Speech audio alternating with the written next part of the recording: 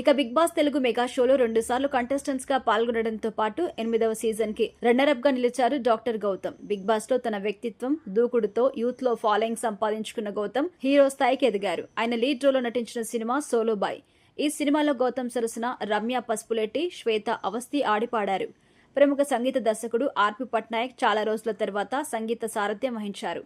ఈ సినిమాకి పి నవీన్ కుమార్ దర్శకత్వం వహించగా 7 హిల్స్ ప్రొడక్షన్స్ బ్యానర్ పై సతీష్ కుమార్ నిర్మించిన ఈ సినిమా జూలై 4న రిలీజ్ కాబోతోంది. రిలీజ్ డేట్ దగ్గర పడడంతో సినిమా యూనిట్ ప్రమోషనల్ కార్యక్రమాలు వేగవంతం చేసింది. దీనిలో భాగంగా solo boy trailer launch event జరిగింది. Solo boy trailer launch event కి దివంగత వీర జవాన్ మురళీ నాయక్ పేరెంట్స్ శ్రీరామ్ నాయక్, జ్యోతిబాయ్ దంపతులు హాజరయ్యారు. అయితే సోషల్ మీడియాలో ఈ మేరకు పోస్టర్స్ కూడా రిలీజ్ చేసింది. దీంతో ఈ ట్రైలర్ లాంచ్ ప్రోగ్రామ్ టాలీవుడ్ వర్గాల దృష్టిని ఆకర్షించింది. సోలో బాయ్ సినిమా బాగా ఆడాలని మురళీ నాయక్ పేరెంట్స్ ఆకాంక్షించారు. స్టేజ్ మీద ఉన్నంతసేపు మురళీ నాయక్ తల్లి ఏడుస్తూనే ఉండడం పలువురిని కంటతడ పెట్టించింది.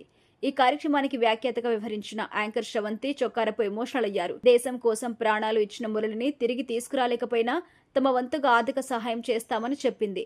దీనిలో భాగంగా ₹1,00,000 ఈవెంట్ అవ్వగానే వారికి ట్రాన్స్ఫర్ చేస్తాను అని కూడా తెలిపింది. ఆ వెంటనే సంగీత దర్శకుడు ఆర్పి పట్నాయక్ మాట్లాడారు. మురళీ నాయక్ తల్లిదండ్రులు ఆర్థిక ఇబ్బందుల్లో ఉన్నట్టు చెప్పడం తనను కలిచివేసింది అన్నారు. వారి కోసం తాను త్వరలో అనంతపురంలో మ్యూజిక్ షో చేస్తానని, వీలైనంత మంది సింగర్స్ ని తీసుకొచ్చి మేమంతా మురళీ నాయక్ కోసం ప్రదర్శన చేస్తామని ఆర్పి పట్నాయక్ హామీ ఇచ్చారు. ఇక ఈ కచేరీ ద్వారా వచ్చే డబ్బంతా మీ కుటుంబానికి అందేలా చూస్తాము అని తెలిపారు.